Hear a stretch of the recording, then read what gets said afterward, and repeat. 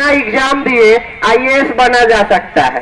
तो आप तय कर लीजिए कि ये लेटरल एंट्री से आईएएस हमारे शिवहर के सुदूर गांव के बच्चे बनेंगे या जो राजधानी में बैठे नेतागण हैं उनके बच्चे बनेंगे। 89 लोगों को लेटरल एंट्री से आईएएस बनाया गया है।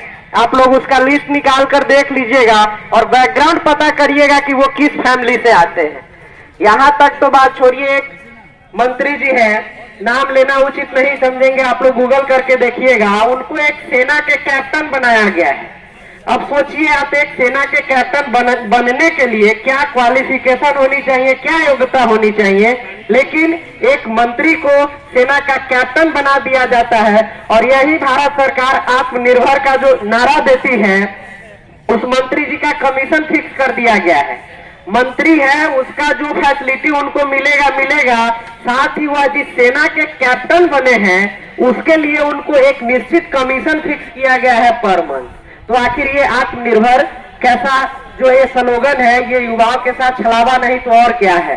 और रही बात जो अन्य पदाधिकारीगण है, तो हम एक चीज और आपको बताना चाहेंगे कि ये कार्यपालक सहायक का जो बहाली हुआ है वो जिला पदाधिकारी महोदय के जो निगरानी में जो कमेटी बनता है, चयन समिति बनता है, उसके वो अध्यक्ष होते हैं। और आज सरकार कहती है कि यह जो बहाली हुई है यह संदिग्ध है, यह सही से बहाली नहीं हुई है।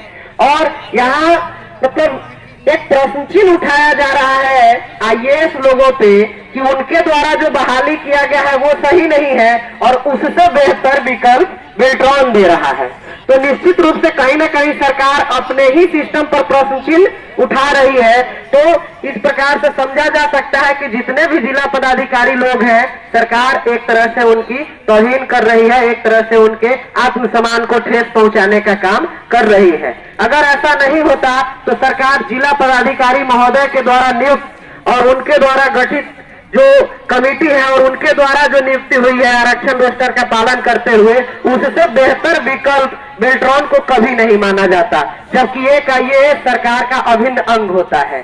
तो निश्चित रूप से इस सरकार में कोई भी सुरक्षित नहीं है और ये जो परंपरा चल रहा है ठेकाकरण का, इसका अभी विरोध नहीं हुआ तो भविष्य बहुत अंधकारमय है। तो युवा जो है वो बिकने के कगार पे है, प्रदेश बिकने के कगार पे है, देश बिकने के कगार पे है। जरूरत है यहाँ सभी लोगों को संगठित होकर सरकार के इस दमनकारी नीति का विरोध करने का। तो इसी के साथ कार्यक्रम